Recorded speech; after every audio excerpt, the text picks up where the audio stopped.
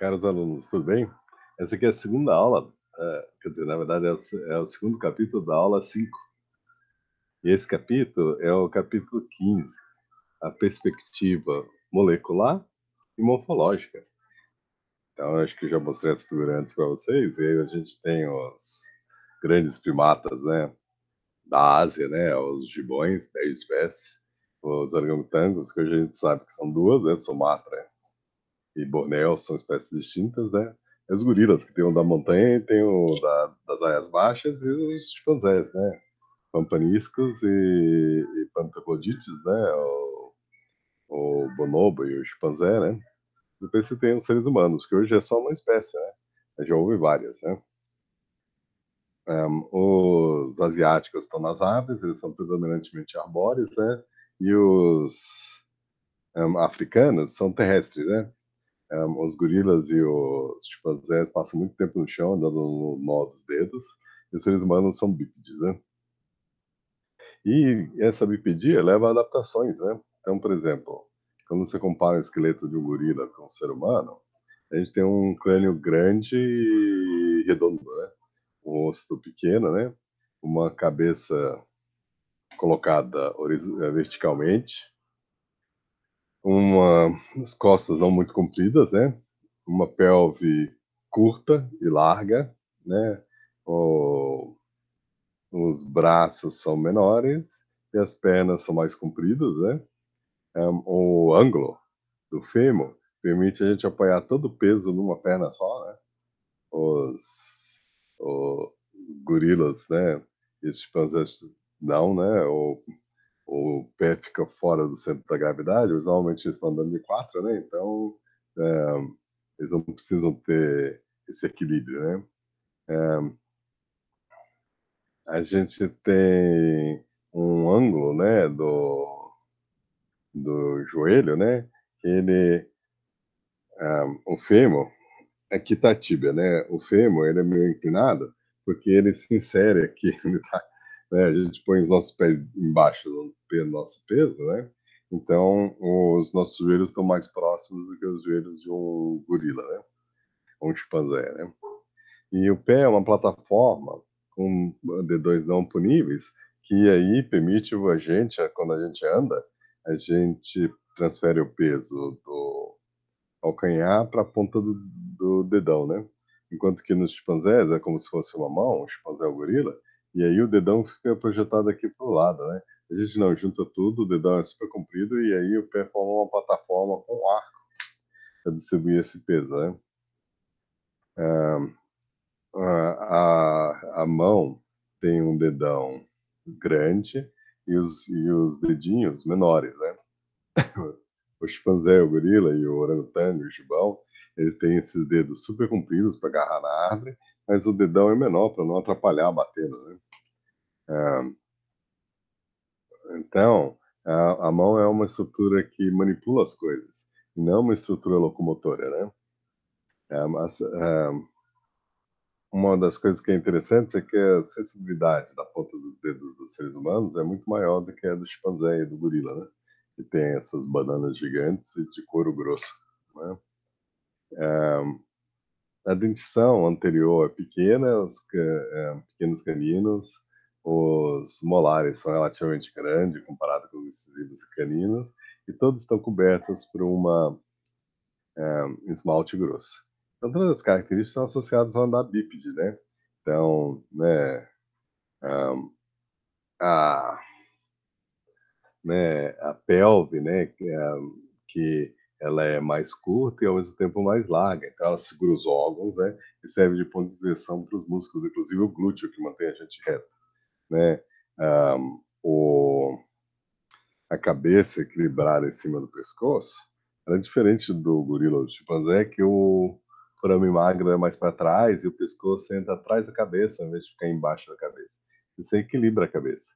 Essa face enorme que faz peso para frente, a gente não tem uma face curta que ajuda a equilibrar a cabeça, né?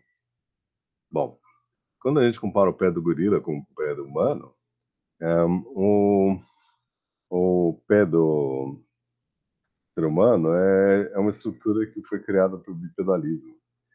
enquanto que o andar bípede, né? Enquanto que o pé do gorila é um órgão que é usado para agarrar coisas, por exemplo, galhos das árvores.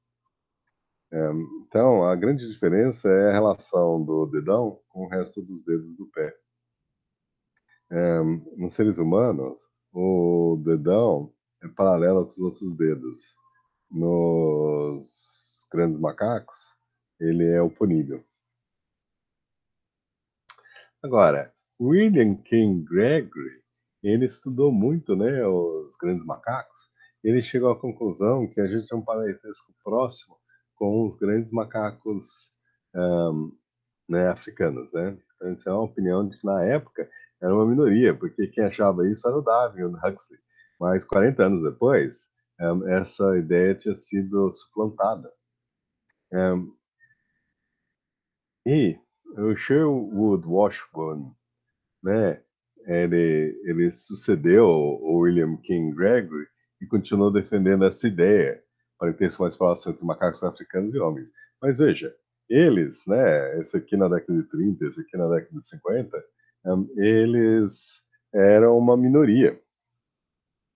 Agora, George Edward Lewis achou Ramapithecus em 1932, quando ele fez uma expedição para as montanhas lá do Himalaia, do Nepal, da Índia, né? Um Baluquistão, né? E o Ramapithecus é muito interessante porque tinha caninos pequenos. E aí ele foi proposto como sendo um hominine, né? Então, quando a gente olha a mandíbula de um macaco, ela é em forma de U, né? Isso aqui, na verdade, não é uma mandíbula, né? A mandíbula é a parte de baixo. Isso aí é uma maxila, né? Que é a parte de cima, né? Então, veja, os incisivos são grandes, você tem um diástema, que é uma separação em que o canino de baixo, né, entra na frente do canino de cima, né? Então você tem essa relação. Então tem um buraco entre os incisivos e o canino. Aí você tem os premolares e os molares, né? E se vocês olharem, os incisivos e os caninos são maiores do que os molares e premolares, né? No ser humano, você tem os molares são maiores do que os incisivos e os caninos, né? Então, né, enquanto que os nossos dentes são menos robustos do que os dentes de um gorila ou do chimpanzé, um, os nossos molares são bem robustos comparados com os nossos outros dentes e chegam ao tamanho do dente do gorila e do chimpanzé, os molares, né? Agora, o que é interessante, não tem diástema. Agora, o Australopithecus afarensis, a maxila, ela tem um diástema, né? Os incisivos e os caninos são maiores que o ser humano moderno, só que são menores do que o chimpanzé e o gorila. Os molares são muito maiores do que os incisivos e os caninos, né? E a mandíbula, ela não é numa forma de U tão forte, ela tem que uma... É... e outra coisa, o esmalte também é grosso. Então, essas características botam a mandíbula do Australopithecus afarensis como intermediária entre os homens modernos e os grandes macacos, que têm um esmalte fino. Eles comem frutas, né? Bom, aqui é um cladograma das relações dos Catarrhini, né? Essa análise de 264 características morfológicas colocou o chimpanzé e o ser humano como juntos na árvore mais parcimoniosa, né? Uma árvore com uma tricotomia é menos parcimoniosa. Esse aí foi um dos poucos estudos morfológicos que identificaram os chimpanzés humanos como os mais próximos, né? Então, isso aí foi Shoshani e outros, né? Na década lá de 70, 80, né? Que o pessoal começou a fazer morfologias morfométricas, né? Agora, o crânio de Lewis, do Ramapithecus, ele é muito interessante porque ele tem muitas das características que são parecidas com o ser humano. Primeiro, essa arcada meio redonda, né? Depois, o diástema, que não está presente. Depois, os molares e premolares são maiores incisivos caninos. Essa reconstrução das mandíbulas, né, do Lewis, ele parece bem humanoide. Isso aí explica porque esse macaco do Mioceno foi considerado um hominídeo. essa reconstrução estava errada. E principalmente porque tinha partes da mandíbula que estavam quebradas, né? Então eles foram reconstruir, eles fizeram mais redondo do que precisava. A mandíbula não é tão curva, né? A mandíbula tinha canines pequenos e marcada aparentemente curva. Na verdade, não é tão curva. Então, o Simmons aprontou o fóssil como sendo ancestral do homem moderno, né? Agora, o David Pilbeam e o William Simmons, né? Eles daqui juntos em 1972. Você já conhece o Pilbeam? Que ele apareceu antes, sendo o orientador é, da Nícia Landau, que demonstrou de que muitas das pessoas que escreviam sobre a evolução humana no começo do século XX, eles contavam histórias. Então, é, só que o David Pilbeam é, e o Simmons, né, Elwin Simmons, eles propuseram de que o Homo pictus, o macaco asiático, era um ancestral humano, né? E eles seriam macacos de savanas, né? E eles, com caninos pequenos, eles deveriam usar ferramentas, né? Então aí, olha, você tem procons africanos, Homo pictus, né?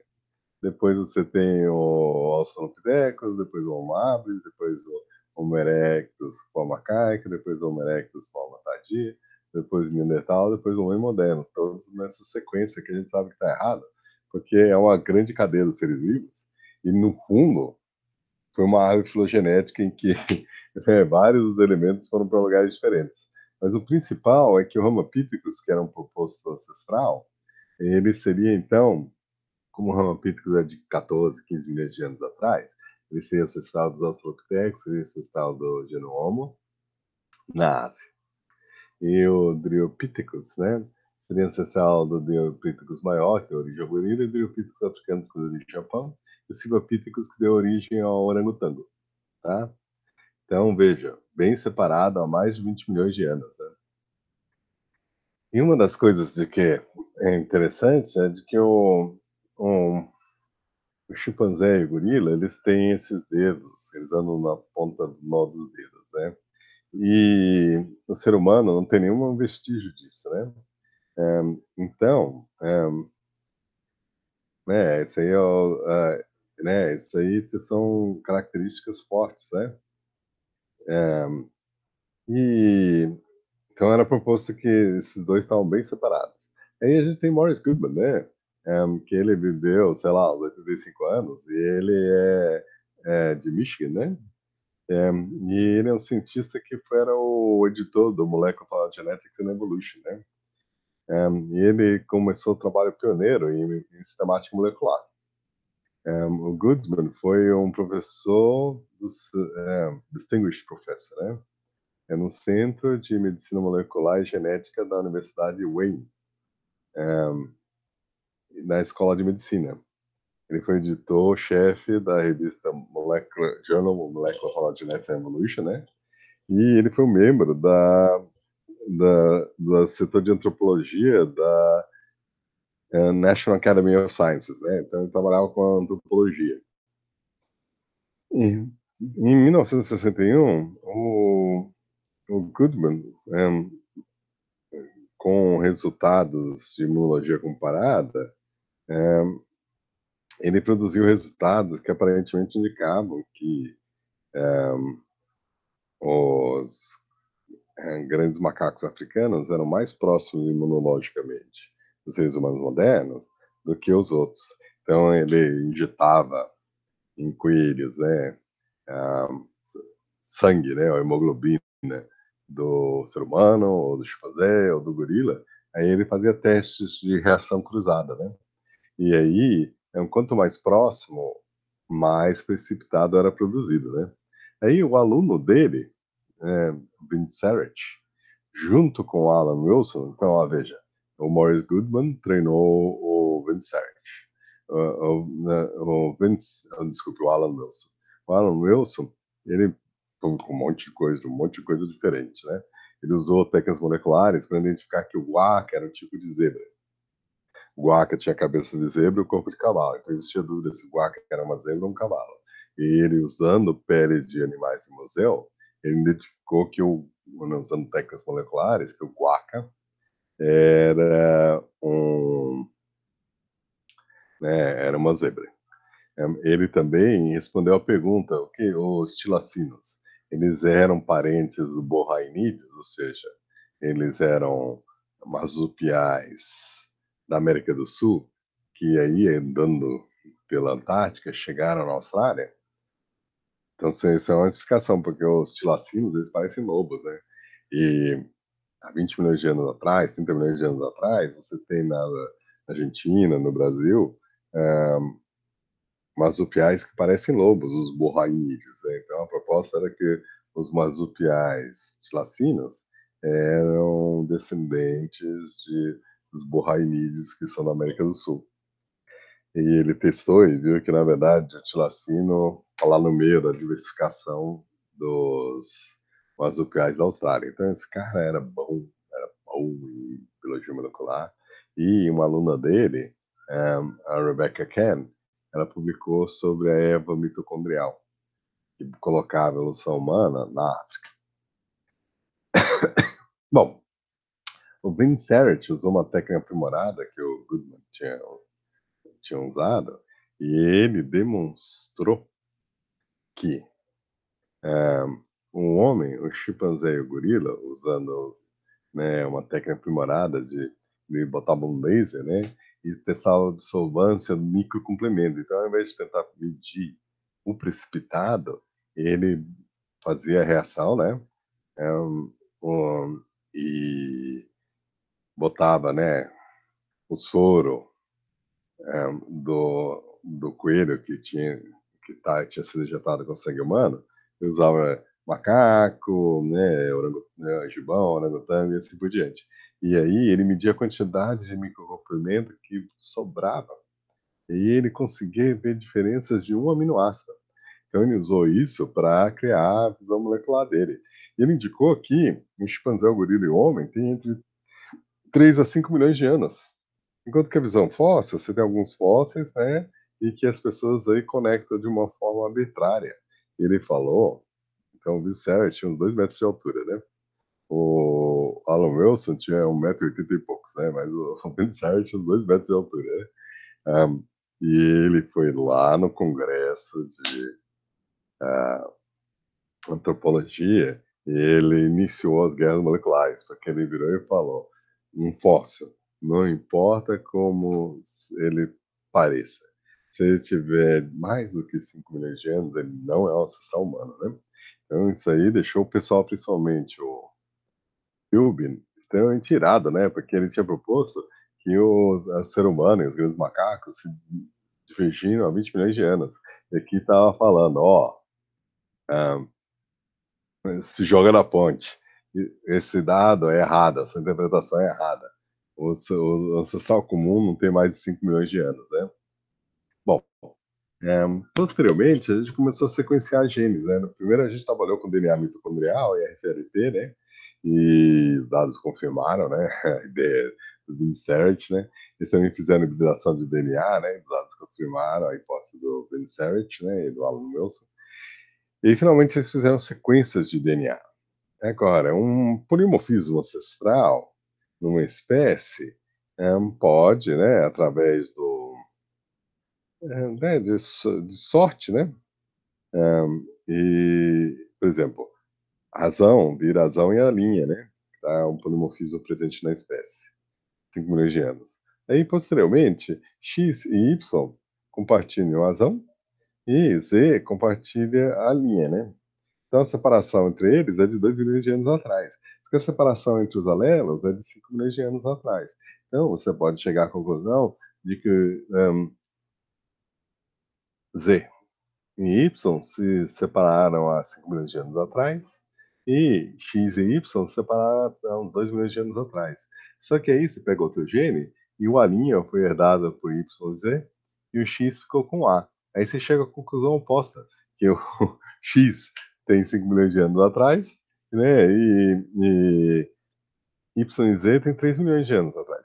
Essa dúvida é porque um gene é, na verdade, uma nuvem. Quer dizer, um ser vivo é uma nuvem de genes. Alguns, inclusive, que podem ter entrado na espécie através da hibridação. Então, genes diferentes contam histórias diferentes. Na verdade, a história do organismo é o consenso de várias árvores gênicas. Então, uma única árvore gênica pode estar errada, né? Por quê? Porque você, na verdade, está medindo a distância do gene e não da espécie. E para você ter a história da espécie, você tem que fazer um total evidence, né? Usar o maior número de evidências possíveis, porque enquanto que alguns genes podem contar uma história diferente, a maioria dos genes vai contar a história do organismo, né? Então, né, é, bom, então isso para mostrar para vocês que a árvore do organismo é uma coisa e a árvore dos genes é outra. As árvores individuais dos genes variam, né? Ainda mais se veio por hibridação, veio de uma espécie completamente distinta.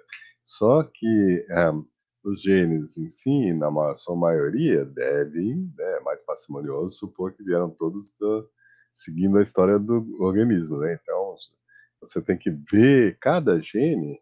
Lembrando que alguns vão contar uma história diferente, sempre vão contar uma história diferente, porque estão contando a história do polimorfismo deles e não do organismo. Só que a partir do momento que duas espécies se tornam distintas, aí os genes são iguais, vão se tornar distintos. Então a maioria dos genes deve contar essa história, e alguns vão contar a história do polimorfismo que veio antes, ou da hibridação que veio antes. Né?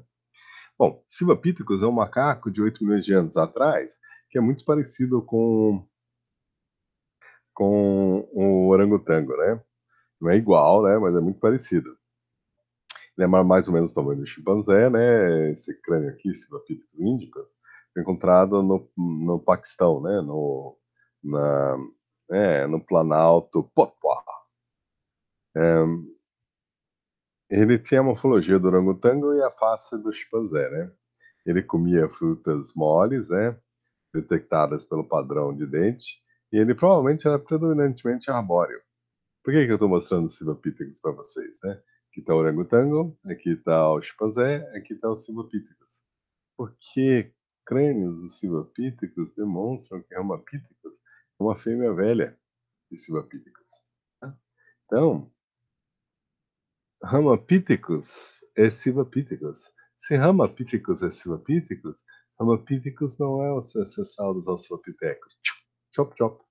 Não vai ancestral. Então, joga no lixo essa ideia. Então, análise posterior do crânio dos Silvapithecus, né? Então, aqui está o Silvapithecus, aqui está o orangotango, as fêmeas têm 40 quilos, os machos têm 80, né? É, e aqui o Silvapithecus, ele tem a face do orangotango, mais o peso do corpo do chimpanzé, né? Entre 30 a 50 quilos, né? Eles eram menores, né? Mas muito parecidos. Então, veja, se Ramapithecus é parente do orangotango, aí isso aí libera os seres humanos para serem parentes do chimpanzé e do gorila, né? E o próprio, é, né, o próprio, é, né, o próprio Philbin, né, reconhece isso. Bom, aí, né, bom, aqui a gente tem a, a visão morfológica da década de 90, né? A maioria das análises morfológicas ou bota o homem e o chimpanzé e o gorila juntos, com o chimpanzé mais próximo do gorila, ou bota o homem com o chimpanzé, e muitos botam o homem, o chimpanzé e o gorila como sendo uma heterocotomia difícil de resolver, né? Essa é a maioria das visões. Mas veja, gibão, orangotango, homem, chimpanzé e gorila, ou gibão, orangotango, homem, chimpanzé, talvez, né, e gorila, ou homem, chimpanzé e gorila não resolvido, né? E a maior parte dos estudos moleculares com, né, anticorpos, né, e microcomplemento, com hibridação de DNA, com FLP de DNA mitocondrial, depois com sequenciamento gênico de genes nucleares, e finalmente, genoma completo, a gente tem um genoma de todos eles, a gente aí chegou à conclusão de que o homem e o chimpanzé são mais próximos. Então, no final das contas, o Lindsay Sarah estava certo. Agora, o George Caleb Simpson, ele argumenta Aqui a gente tem a zona Pongídia, né? E aqui a gente tem uma zona não ocupada, que era ocupada, né, pelo Adipithecus, o Australopithecus, o Homo habilis, o Homo erectus e assim por diante. E aí, hoje em dia a gente tem a zona hominídea do gênero Homo. E o Homo é muito diferente do Ilobates, Pongo e Pão. Então, o George Galen Simpson e o Dobzhansky, eles achavam que essa diferença morfológica foi tão forte, deveria ser reconhecida. Então, a gente deveria ter Pongide e Hominídeo. A filogenia deveria retratar não só o parentesco evolutivo, mas também o parentesco, né, a diferenciação ecológica. Então, na filogenia, você tem que retratar a ecologia e a zona ecológica ocupada, o nicho ecológico ocupado e o parentesco.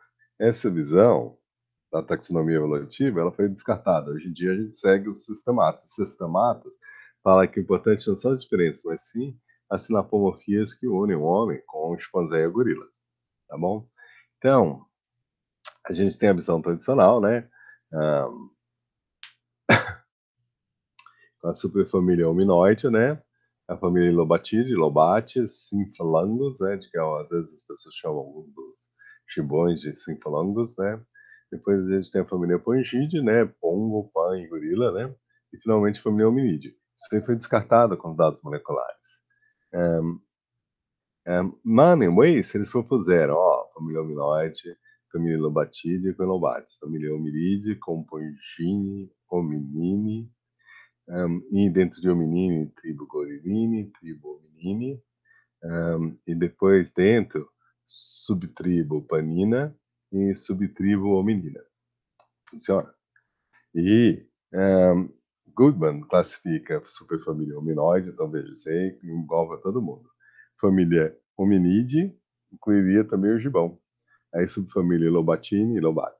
Subfamília hominini com tribo Pongini e Pongo. Tribo hominini, o ser humano, chimpanzé e gorila, né? Subtribo gorilina, gorila. Subtribo hominina, pan e homo. Veja, o pessoal ainda está digerindo. é, Então, ah, se seres humanos são separados dos grandes macacos, então os nossos ancestrais são hominídeos, né? Nós, os nossos ancestrais, somos hominídeos e eles são pongídeos. Isso aí é a visão de 1960. Em 2000 em diante, a gente tem os orangotangos, podem até ser pongídeos, né? Ou pongine, ou o que que seja, né? E os gorilas, os chimpanzés, os bonobos e o homem são hominídeos. Então, os nossos ancestrais são hominíneos, por isso que eu falo hominíneos, né? E veja, hominoide, ilobates, pongide, pangorila, pongo, pangorila e hominídeo homo. Essa aí é um pouquinho melhor, mas ainda assim está errado, porque pan está junto com o ser humano. Então essa pongídia não funciona desse jeito. Então, um, a gente teria, né, então, ó, essa aí é a visão tradicional, né? E aqui a gente tem que falar hominoide, ilobatide e lobates. Hominídeo tem que incluir pongo, pan e gorila. E aí, Pongini pode ser Pongo, Gorilinha pode ser Gorila, e Hominini pode ser o Homem Chimpanzé. Aí, nesse caso, a gente tem Panini, Pan e Hominini, Homo, né? Bom, então, perguntas. Né, a crença que os seres humanos são especiais do mundo influenciou as classificações antigas de hominoide. Isso aí continua a influenciar o pensamento moderno? O que vocês acham? Não, né? Porque, ó, o ser humano ó, é especial. Não. Hoje em dia a gente acha que a gente é um tipo de chimpanzé, então, resolvido. Não influencia mais, nem, não tanto, né? Depois, por que que características compartilhadas, como andar no, no nó dos dedos, dos macacos africanos, é improvável que sejam homoplasias, né? Bom, isso aí na verdade é uma pergunta meio complexa, porque é, é mais, é mais parcimonioso acreditar que evoluiu uma vez e foi pedido do homem. Mas são duas mudanças, né? Evoluiu nos primatas africanos, né, em relação aos outros, e depois foi perdido no homem. Mas também pode ter, não existia, e o chimpanzé e o gorila evoluíram de uma forma independente. Pode ser também. Os fósseis podem ajudar a responder essa pergunta, né? Se os fósseis de todos os três não têm característica de andar na nó dos dedos, então isso aí veio depois, né? Como que relógios moleculares luminoide podem ser testados com precisão? Bom, isso aí é fácil. Se você tem um registro fóssil, se você acha uma camada de cinzas, aí você pode datar essas cinzas, né, vulcânicas, que o método de potássio e argônio funciona bem para elas. Então você está pegando o molecular e comparando com o morfológico, né? E aí você pega o resto da árvore filogenética e vê se também bate com os fósseis, né? Na verdade, os fósseis permitem a gente testar os relógios moleculares. Depois, se, como algumas pessoas acreditam, a árvore evolutiva dos hominóides africanos não está resolvida, que outros dados poderiam clarificar essa incerteza? Bom, mais dados moleculares, né? Mais fósseis, né? Então, gente, o próximo capítulo é o capítulo 16, mas eu vou parar por aqui, né? E amanhã eu posto as outras coisas, tá bom? Então, deixa eu voltar lá. É, deixa eu parar aqui a gravação. Então, eu vou pegar a gravação. Então, tem mais aí para vocês.